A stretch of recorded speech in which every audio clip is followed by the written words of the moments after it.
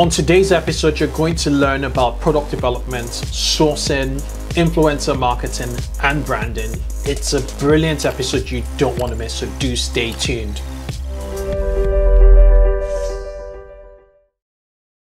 Hi there, 2Xers. Welcome to the 2X e-commerce podcast show. I'm your host, Kunle Campbell, and this is the e-commerce podcast show dedicated to rapid growth in online retail.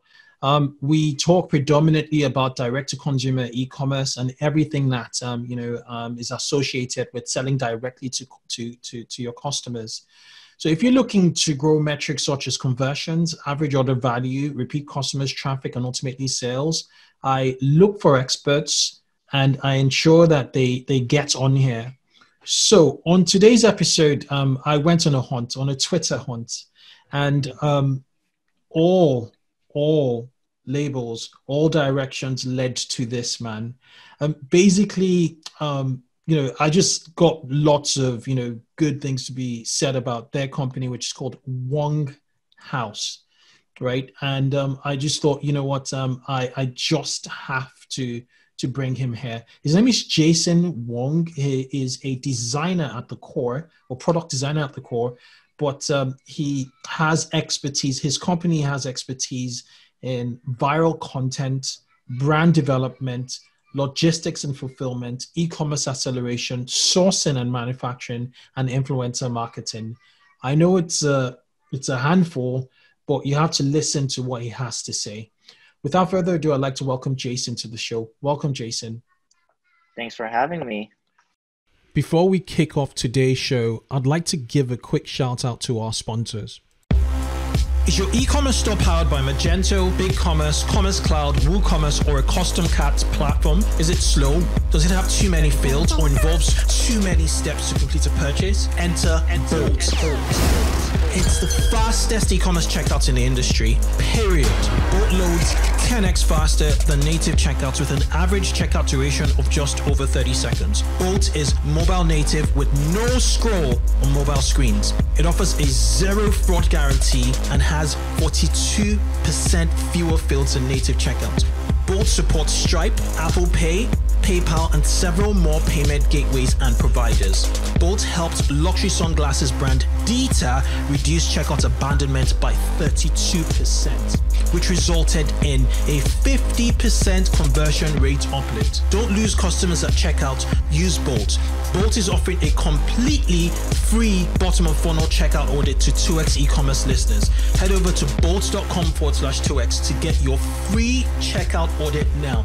That's bolt.com/2X. Fantastic. Okay, so I was super excited yet intimidated by all that you do at Wonghaus. Could you take a minute or even two to introduce yourself, your background, and also just, give us a full 50,000 foot view of what you do out there in Wonghaus? For sure. So, hi everyone, my name is Jason Wong and I'm the founder of Wonghaus Ventures. Wonghaus Ventures is a brand incubator company where we develop our own brand in-house as well as offering the same services to our clients. And in the brand development process, it can go anywhere from the ideation of the product to manufacturing, to marketing, logistics, fulfillment, all the way to improving the customer experience and ensuring that the conversion rate is up to standard. So we do all of these for our own brands as well as for our clients. And that's kind of the A to C solution for e-commerce. That's what we're offering at Wonghaus. Super interesting. It sounds to me like you're like an e-commerce incubator in that sense.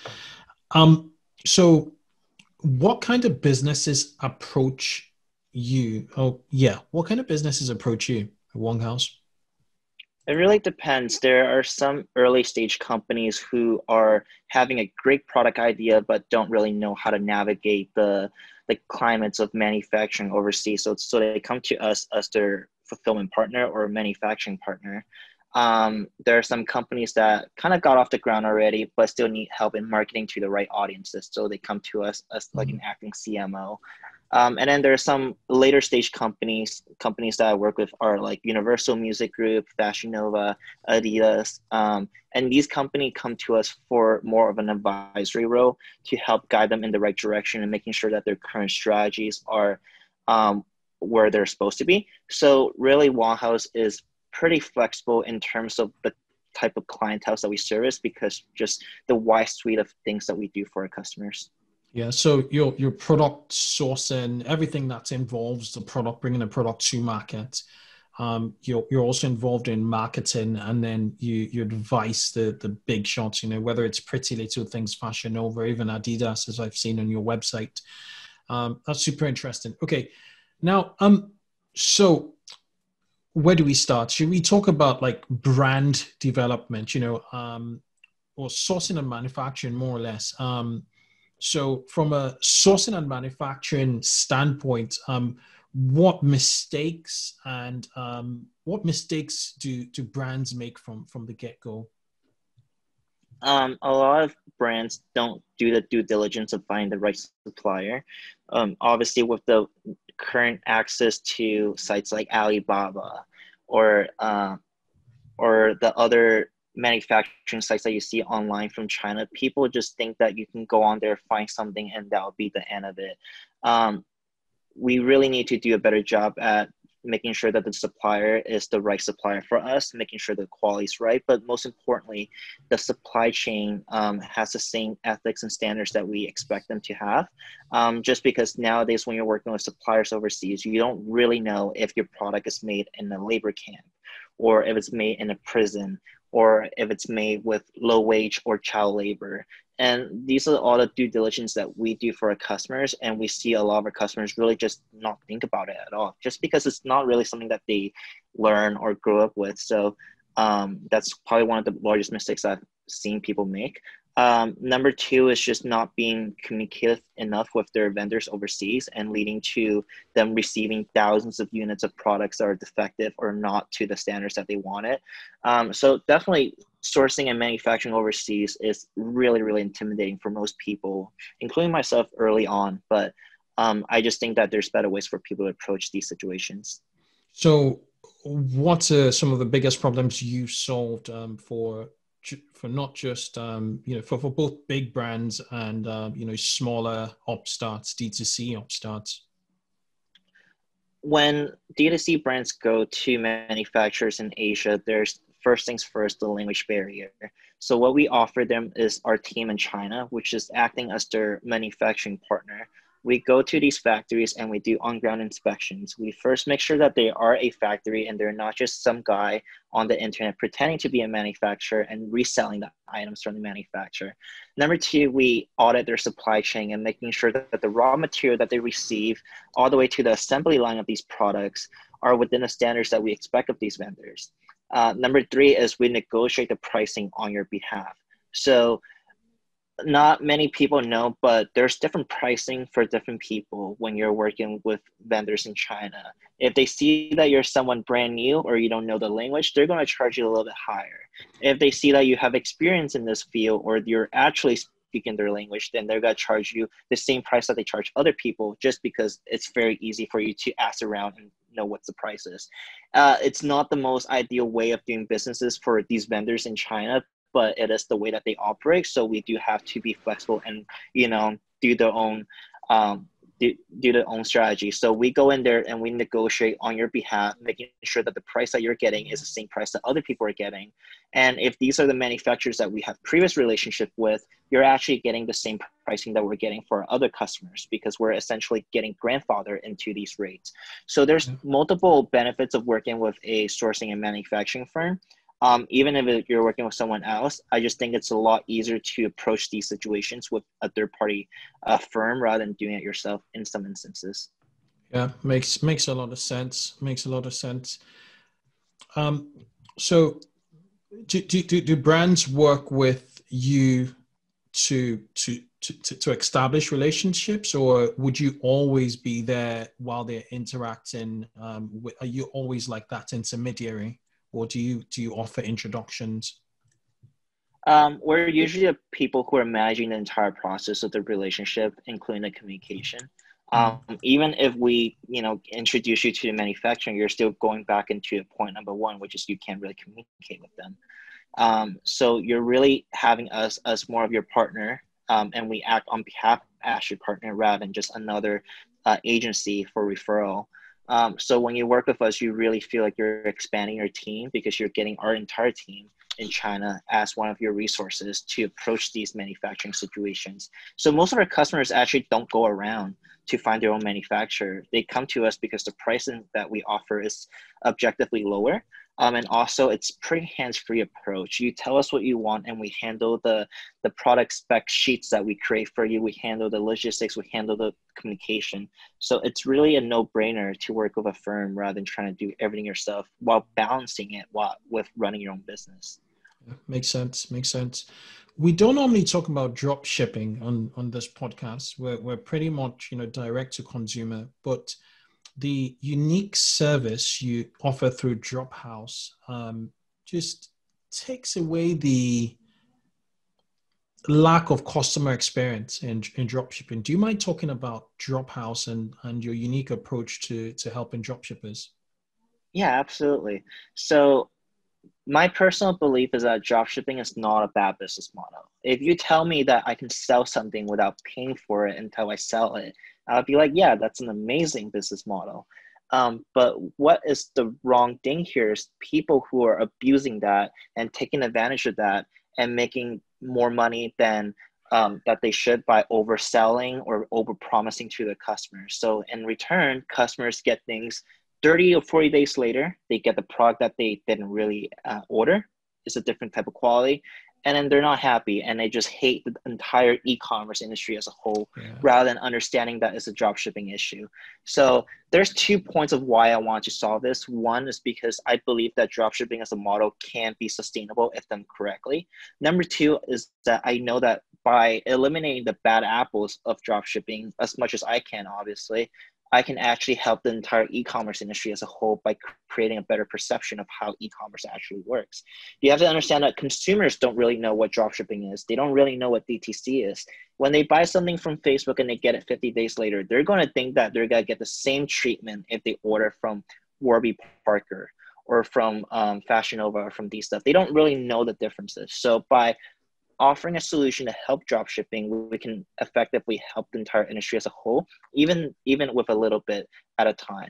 So what Drophouse is a dropshipping agent solution where we help you procure the products instead of going to Aliexpress.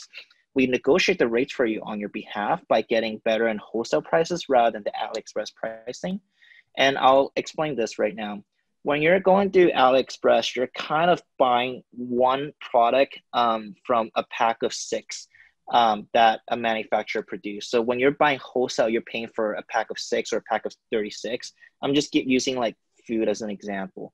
When you're going to Aliexpress, you're kind of paying for like getting 1 apple or 2 apple. So that's the price that you pay for. What we offer is that we go out there and we go to the manufacturer and we find the wholesale pricing. So that when you buy our stuff from us, you're getting the wholesale prices to sell to your customer rather than paying for the individual prices. So right off the bat, you're saving 20 to 30% off your cost of goods sold, huge increase in your margin. 2 is that we have a direct line with China Post to ship your item from China to the US in 9 to 14 days, which is 3 times faster than going through the traditional Aliexpress route. And then number 3 is that because we're an American company, you can actually work with someone that speaks your language and someone that will solve your problem immediately without waiting for someone to reply to you in China or like gambling your entire supply chain and your business on one person on Aliexpress. So there's really 3 points of differentiation between us and Aliexpress. And I think that's why we're able to offer a better solution for dropshippers, because they're essentially able to elevate the customer experience and provide the same experience to the customer as if they're having inventory stored in the United States. Okay, so it makes sense. So I find an item on AliExpress.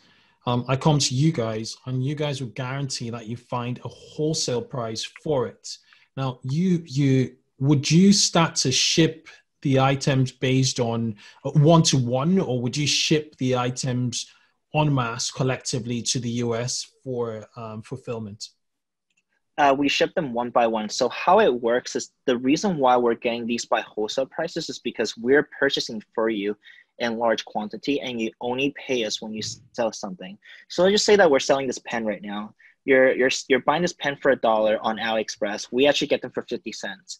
So when you come to us, we're going to sell you this pen for 50 cents, but because we pay for 50 cents in a larger quantity, and you only pay us 50 cents once you sold this pen. So we're taking the risk of holding an inventory for you, but in return, we're becoming your fulfillment and logistics partner. And we're also able to offer other solutions for you, like marketing, influencer marketing, strategy, and growth. So you're essentially entering an ecosystem of e-commerce where you will have all these people helping you grow your businesses, and procurement and fulfillment is really just one small part of it. Makes sense. Okay, that answers my question. Have you seen people transition from drop shipping to more direct to consumer, eventually having seen product market fit, or seen a bit of success? Yeah, absolutely. A good portion of our customers actually transition into DTC model entirely after 2 to 3 months. What we always recommend to our customers is that you should use dropshipping only for validating your product.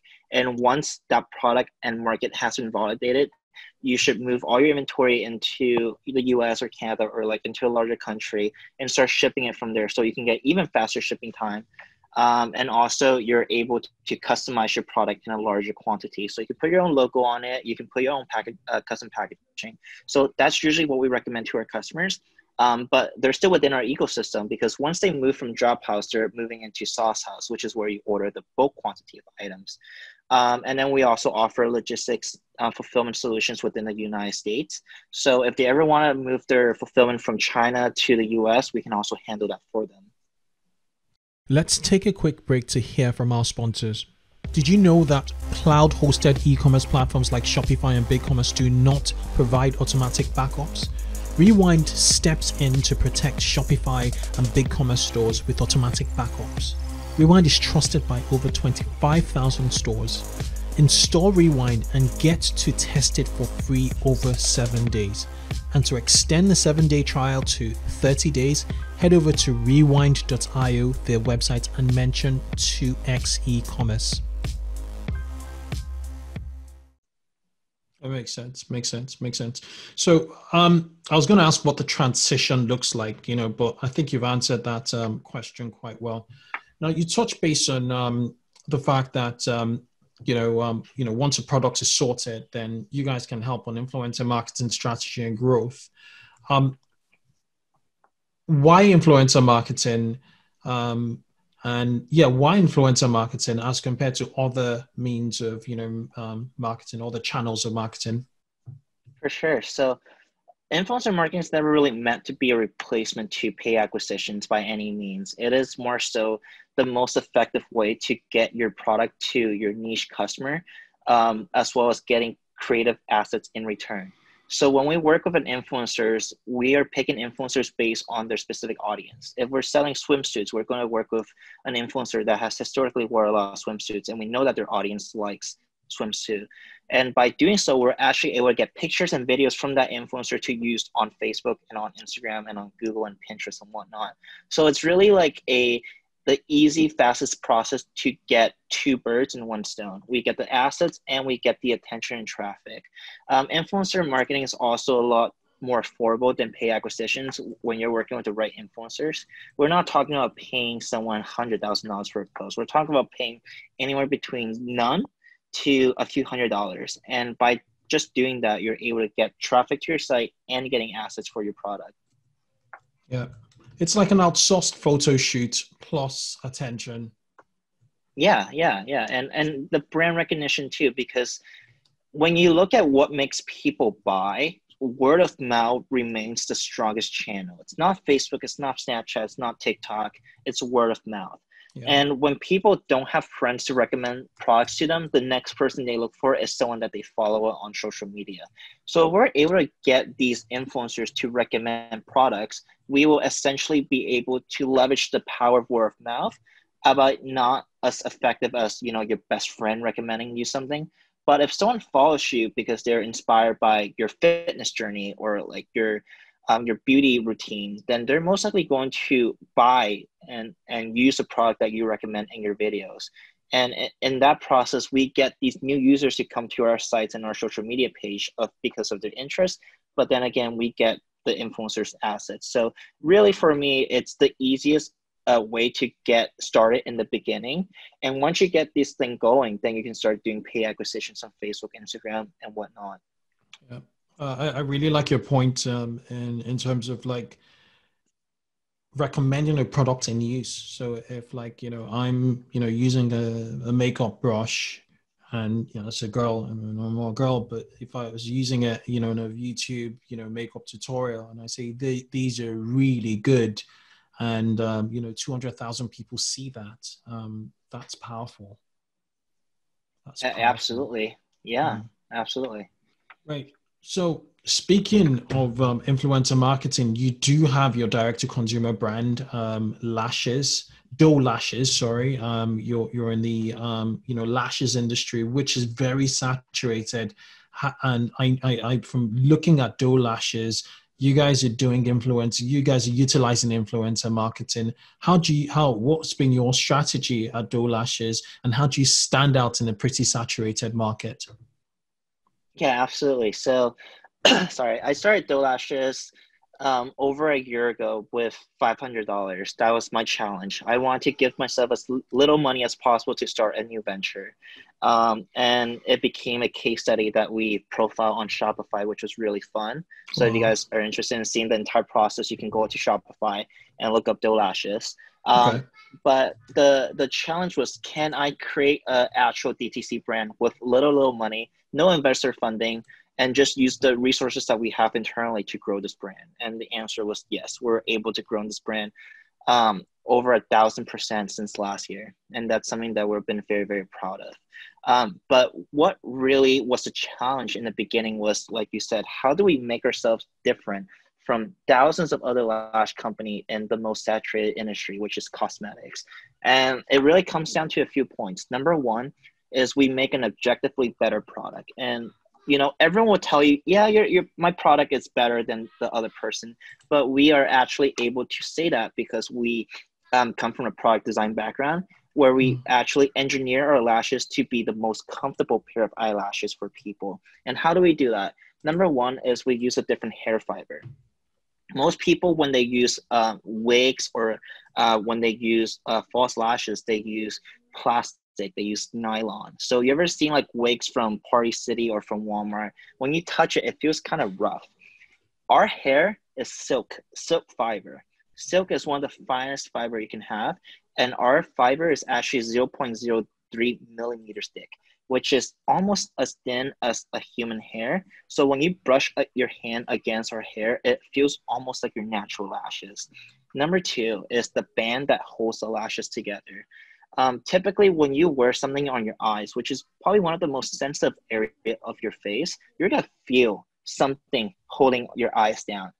So what we did was we created a cotton band that was thin enough to feel weightless on your eyes, but also thick enough to still withstand over a dozen wears. So when people wear lashes, typically you wear it for a few times and then they become unwearable. Our lashes can be worn for about 16 times or more if you take care of it properly. So just by those 2 points alone, we are objectively better than our competitors just because we actually redesign our product from the ground up. And so that's how we stand out. Number one is that when people wear it, they know the difference.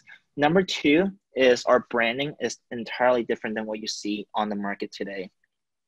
If you go on our website and if you look at our packaging, you can see a lot of blue. You see a lot of pastel pink and a lot of pastel yellow. And these are the design elements that you don't really see in the Western brands until most recently, but even then, it's not that common. When you look at Western and European style of beauty and their design, it's very monotone, where it's black letters on a white background, and it just looks very serious. Yeah. We wanted to bring the fun and cute and bubbly sense of style that we have been inspired by in South Korea, where all the makeup and all their food and all their skincare just makes you feel happy. Like when you look at the blue color, it reminds you of the sky. And when you look at the sky, you see the clouds. And when you think of clouds, you think of the weightless and the fluffiness of the product. So we really try to design the branding and the product to be cohesive of each other, so that when you think of one, you think of the other one. So that's really how we stand out, is that when you look at our product, it just stands out amongst our competitors. And my last point was that we are really, really good at social media. When you go on our social media page on Instagram and our Twitter, you will know that there's a personality there. When you look at our tweets for Doe Lashes, it feels like someone, like your friend, is speaking to you. When you go on our Instagram, it feels like you're in an entire different world. The colors, the different things that we put within our picture just makes you feel like you're not really on Instagram, where there's a lot of models, a lot of food or whatever. You get immersed into this world of dough. So by creating a digital community that is able to engage with our audience, we're able to really differentiate ourselves from our competitors. Yeah, it's incredible, and everything you've just said actually aligns with what I'm seeing. So that the pink and the blue, the cloud-like feeling, the feel-good feeling. Interesting that you draw parallels with Korea, South Korean, e-commerce, and also there's some anime looks here. So some of the models I can see on your Instagram page pretty much look like real-life model, anime female characters. Was that the intention, to niche down to this group of people? This would be gamers and anime lovers, I would think. It was never really an intention. When we create the brand, we didn't have like a specific type of people in mind. We were just incredibly obsessed with creating a product that eventually attracted cohorts of people. And right now we're trying to expand beyond that circle, but I think that was really one of the main driver for our success, was really niching down into a specific group of people and become really popular within that group of people. But now we're in a stage where we're really ready to expand into other cohorts. So like people who are just wearing it for a night out, or people who are wearing it to work, people wearing it to school, and people wearing it just for taking a selfie at home, not even going out. So right now we're really expanding the buckets of people that we're going after. But in the beginning, yes, you're right. That's kind of like the main buckets of people we have attracted, which is people that kind of like anime characters in real life. Okay. Right. It's a great strategy. And, it's always good to niche into, one audience and then, expand further. Before I ask you a question around your targeting and all, I want to ask you a really general question. Given the fact that you're male, you probably don't wear lashes. How were you able to figure out the pain points in this industry and come up with a product solution? Because this is a product level solution.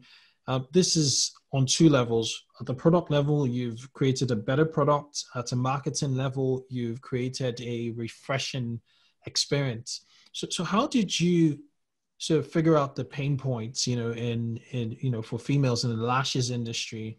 And then we'll talk about the promotion and all. Right. So when I look at eyelashes, the way that I like to describe to people that don't wear eyelashes is that currently eyelashes are like wearing high heels. You don't really wear them because you love them. You wear them out of necessity. You got to go to an event. You have to wear lashes. You have to wear high heels. What we're really trying to create here is the sneakers of eyelashes, where you can wear every single day. You put it on and you forget about it. And so with that mindset in mind, I was like, okay, what are the pain points of high heels? And so I just did a lot of studying of why people hated high heels. And I kind of related that to why people hated wearing eyelashes. And I just found that there was a lot of parallel. So when I approached this, I didn't approach this as someone that wears lashes or someone who doesn't wear lashes or someone who's a guy or someone who's a girl. I approached this from a product designer perspective. Can I hold on to this product and identify the pain points that people are having when they see it, when they touch it, and when they wear it, and really work back down from there. So I really approach it objectively and really trying to create it based on the objectives I identify rather than based on emotions, because there's nothing wrong with creating products and developing based on emotions. That's why a lot of great founders are the way they are. But the way I approach it was that I have no emotional connection to eyelashes. I've never worn it before. I don't really care if it does well or not. But my obsession is I want to create a better product. So I'm going to approach this just like I approach any other products. When I created all my other coloring books, my board games, I even made condoms at one point. So can I make a better product? And so I really approach it not really caring if I've worn lashes before. I just approach it because I want to make something good. I guess my question is, why eyelashes? Let's take a quick break to hear from our sponsors. Klaviyo is a growth marketing platform that powers over 25,000 online businesses. Klaviyo understands every single customer interaction and empowers brands to create more personalized marketing moments. Listen, analyze, and act on your customer data with Klaviyo. Visit klaviyo.com/2x.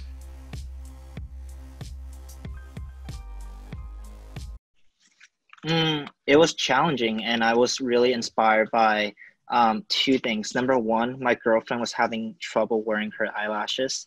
Okay. I was seeing her doing her makeup routine, and she was just like, well, it's poking my eyes. It's not really comfortable, and I cannot wait to pull this thing off when I get home. And I was like, well, what's so wrong with it? And just by surveying her and other groups of people that also wear eyelashes, I was able to identify these pain points. So eventually go back to the drawing board for myself.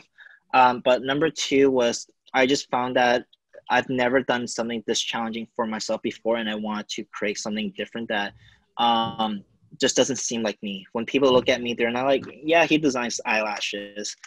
So for me, that was a fun challenge, was to create this new thing that would challenge myself, but also like show people that when you're a product designer, you can really make anything if you put your heart to it. Yeah, you can. Your product pages are, geez, I haven't seen a product page like this in a while. That's so detailed. We'll talk about that later. So the marketing, the marketing approach, how did you think of, how were you inspired by, Korean websites and the colors? Where did you, it's so intentional, as you explained earlier.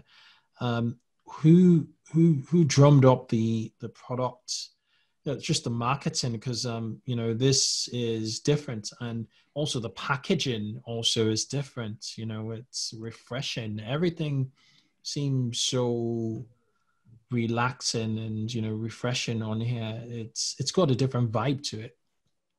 Yeah, so for that, we really thought about the name and how it relates to our product, and we work backwards from there. So if you look at our packaging, you can see polka dots, like a deer pattern, and drawing back to the name doe, and the doe is a baby deer. So they have really long lashes. So when you look at deers and you Google any pictures of deers, you can see that they have really long lashes. So I was like, okay, cool. It's great to have a character tied to your brand. It's a lot easier to advertise when you have a mascot of some sort. So here we are, we have doe. And then we're like, okay, what are some of the characteristics of deers that we can really put onto your product? And deers are gentle, they're soft, they have great personality. And we're like, can we translate that into a product design? And so we started thinking about like, how can we apply the logo to show the personality? So if you look at a logo, it's not just letters. You can see that there's a tail, like a deer tail in the O of a logo. And then you can see the deer spot patterns all over our packaging. So it's really about like thinking about what we want to present to our customers and what are the messages that we try to convey of our product within our design. So that's really how we got started. Yeah. It's like an avatar, and then you work backwards. You decided, okay, those are our avatar, and this is what's okay. And did you design it in-house at Wonghaus, or was it outsourced? And coming up like with a brand identity, because this is a full brand identity work.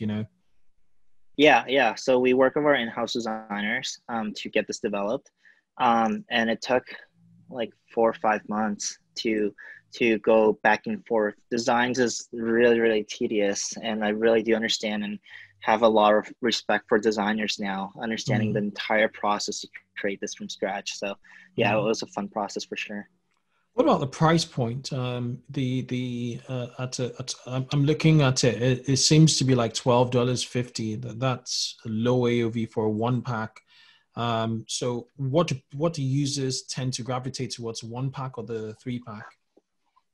I'll get into that, but I'm gonna give you something surprising. Even though our product is $12.50, our AOV is $45. All right, okay. When I did the pricing for doe lashes, I looked at our competitors, and all our competitors at similar quality were about $18 to $30. And so we didn't really want to do a price war, so we didn't reduce our pricing just because we want to be cheaper than our competitors. We wanted to lower our pricing because that's what our product is. We wanted to create something affordable for people. We don't believe that you should pay $30 for false lashes. We believe that you should be able to afford these eyelashes and wear them. And even though they're very affordable, and that you might go through them in a longer span of time, you'll still come back to us because you like our affordability, but also our product. So that's how we arrive at the $12.50 price point. And then in terms of our AOV, because our price is priced so low, people actually buy 3 or 4 products every single basket.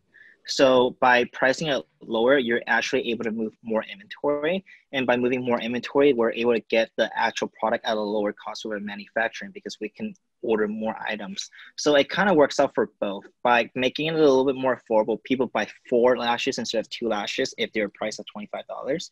And we're essentially depleting our inventory at 2 times the speed. And so we're able to make larger and larger purchase orders from the manufacturer, and we get lower and lower pricing eventually. So it's kind of like a two-way street for us and the customer. Yeah, makes sense. Makes a lot of sense. That way where you're pushing, you're pushing it that way. What about the free shipping over $60? Does that also bump up AOV? Not as much as people think. It's really there as a nudge for people with like $50 in the cart, and they're like, yeah, if I just add something else to it, I can get it. But people that are adding 2 pairs of lashes for $25 isn't really going to add another 3 pairs just to get $60. So it's really there just as a way to increase the AOV for a selective amount of customers, but it's not really the main driver for increasing the AOV. Yeah. So the hack for AOV in your case is variety, an option. So it's low pricing and then variety. So I say, oh, I want a fairy dust. It's only $12, and then we're like, okay, what would other lashes look like? I need to test. I need to test other looks. So I'm going to get Crazy and Low. I'm going to get Cloud9. I'll probably get a Morning Dew. There's 2 hacks. There's 2 hacks that we have done for doe. So if you go on the product page right now and you click on any one of our products for lashes, you can see that there's a variant for 1 pack and there's a variant for 3 pack. Yeah. And we're using the variant field not for sizing, because that's usually how they come. They're usually small, medium, large. That's how they use variants. For us, we use a variant field as bundles. So you can buy the 1 pack for $12.50, or you can buy the 3 packs for $34.50. So right off the bat, you're actually able to do 1-click bundle upsell for our product. So if you click right now, it'll say $12.50, and then if you click on the 3 pack next to the 1 pack button, it'll move the pricing to $35. There we go. Yeah. So that's how we increase our AOV right off the bat, by making it super easy for our customers to purchase a larger bundle. But the other thing that we do is, if you hover your mouse under Shop Lashes on the navigation bar and click Starter Pack or Bundle, Starter Pack, third button, we also were able to bundle our products into a 5-pack bundle for $50. Yeah. Okay. So those are the 2 things that we have done to make our low AOV item into a high AOV order. And are these your most popular products in terms of like the starter packs? They are categorized by the looks of it. So the blue is more subtle. When you put them on, it looks like your natural eyelashes. Okay. The pink, it's the glam pack, which is when you put it on, it looks very, very obviously that they're false lashes. Okay. So it's for two different buckets of people, but they're actually both equally popular. This is super interesting. Really, really interesting. Now, just going into your fairy dust or just any of your product pages.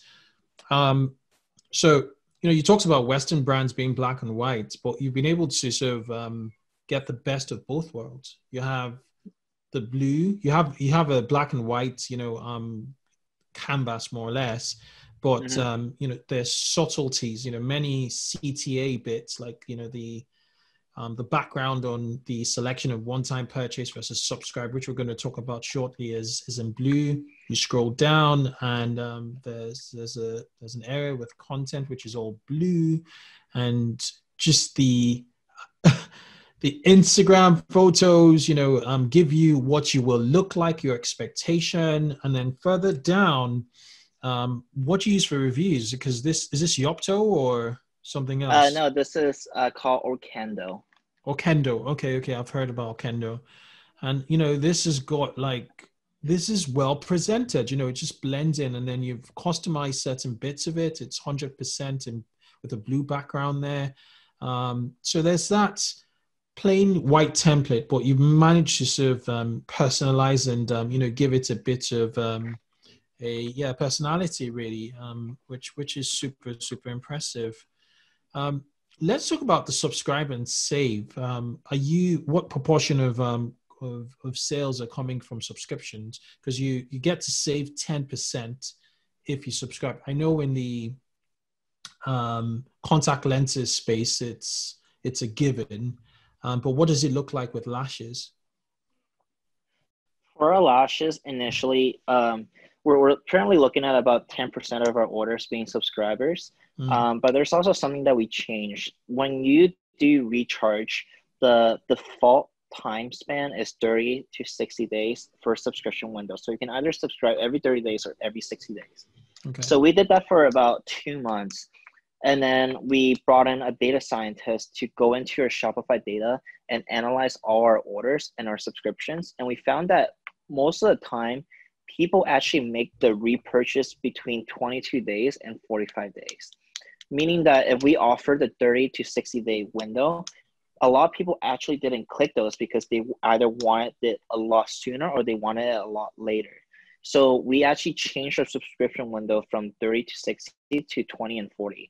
And just by doing that, we were able to increase our subscription rate. So what this really tells us is that maybe like the 20 to 40 day that wouldn't work with your brand, but you really need to go into your data and understand what is the repurchase window of your product, and then you should configure your subscription window based on that data rather than just going with the default settings.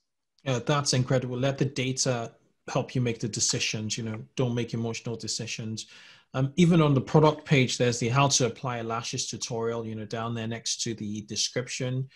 Description is compact. It has, it's just well structured. It has like a subheading, bullet points, and just well spaced out. So you do see what you get. And I really like this before after stuff. I've forgotten what it's called. It's like an image that splits in half, and then you have a before and you have an after. I recall recommending this to a client, and they're like, "Oh, it's too gimmicky." But this is great application. I've forgotten that there's a library for this, but it's brilliant. And it's smack bang, center on page. I've learned a thing or two today in regards to branding. Let's take a quick break to hear from our sponsors. Is your e-commerce store powered by Magento, BigCommerce, Commerce Cloud, WooCommerce, or a custom cat platform? Is it slow? Does it have too many fields or involves too many steps to complete a purchase? Enter Bolt.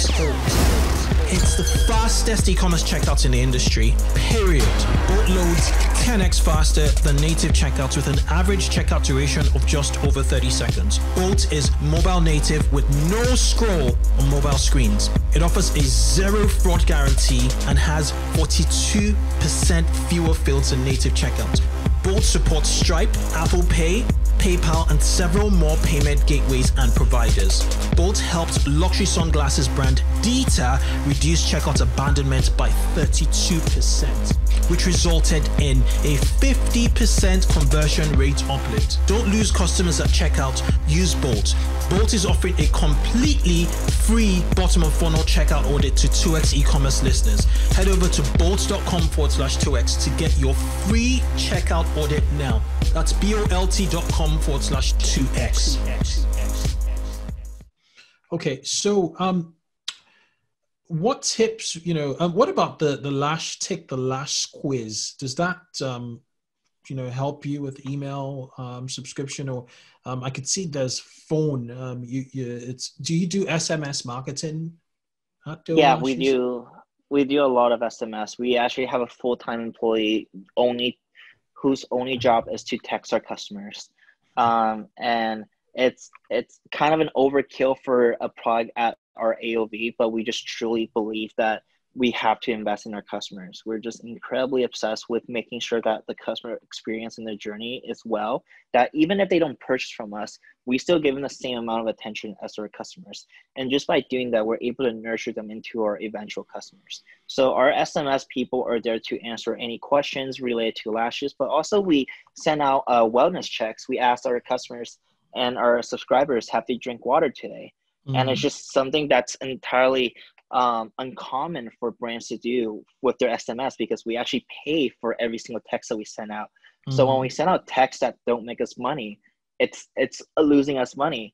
But it didn't matter to us. Like for us, it was just like, can we create an experience for our customers where they actually feel like they're within this community and that the brand actually cares about them, rather than just trying to send them links to make a purchase through every single channel possible, through email, through SMS, or whatever. So we actually changed the way that we approach our interaction with our customers to be very customer-centric rather than being entirely revenue-centric. And we have seen great returns in that, because even though it's not short-term or immediate return, we do see that customers that are interactive with us, who have never purchased from us, but they have gotten a lot of SMS and emails from us to eventually become customers of us.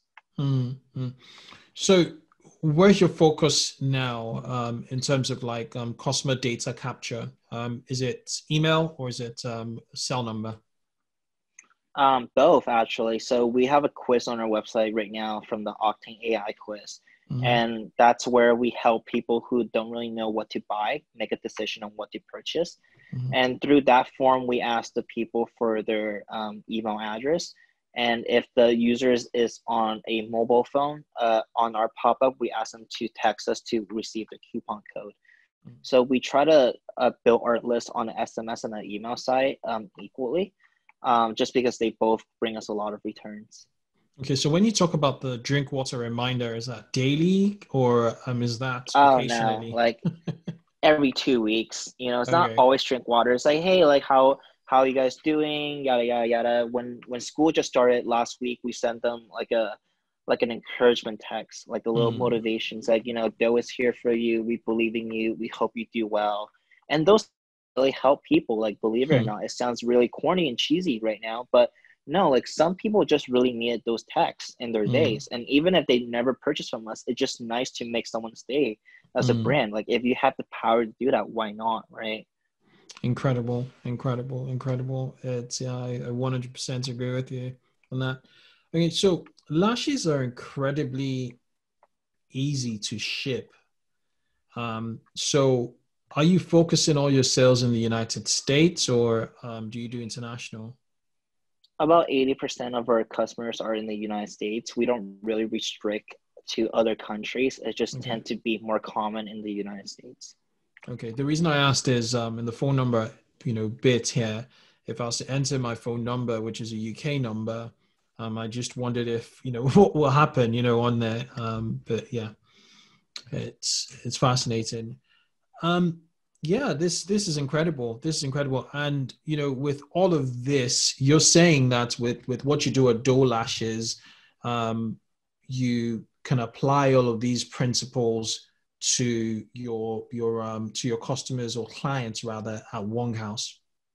Yeah, yeah. We Amazing. use Doe Lashes as kind of like a testing ground before we apply a lot of the same strategies. So um, some of my clients like Universal Music, we have 500 stores under Universal, and it's very, very difficult to apply the same product or app or strategy across 500 stores without really validating it first.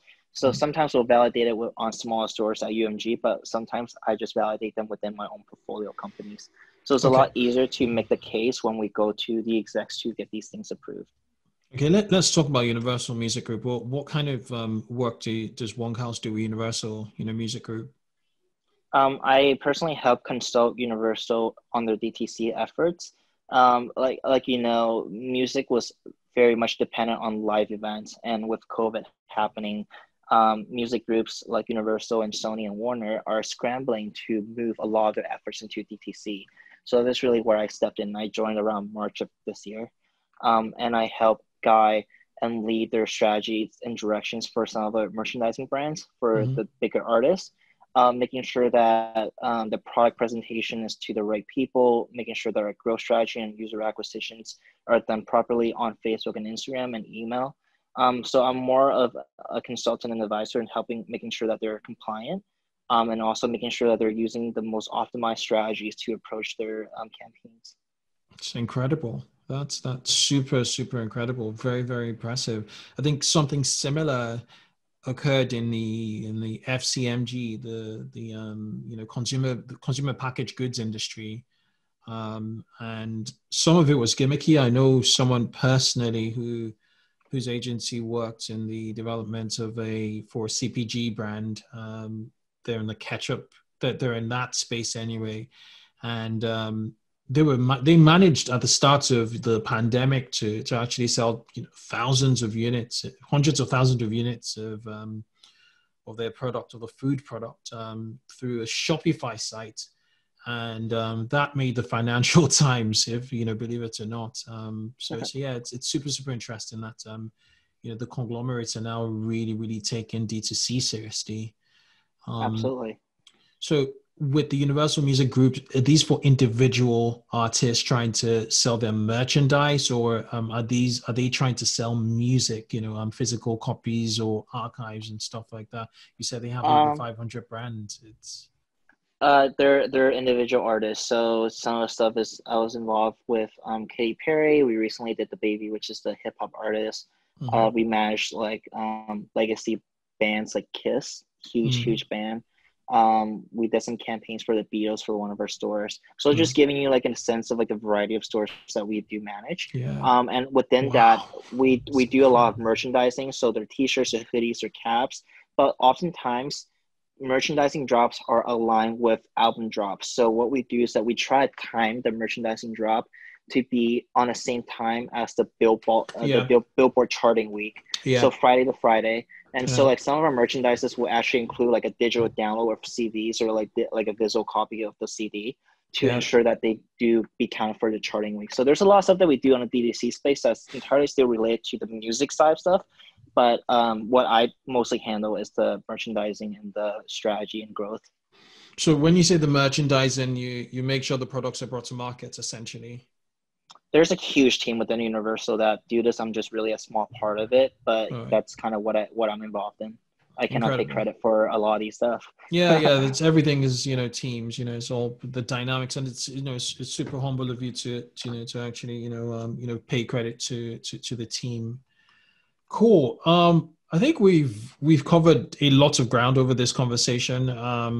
I didn't know where to take us to, but yeah, I'm super impressed. I'm as confused as I was at the start of this conversation now, as I am now, because there's so much you're doing, from clients and with your own brands.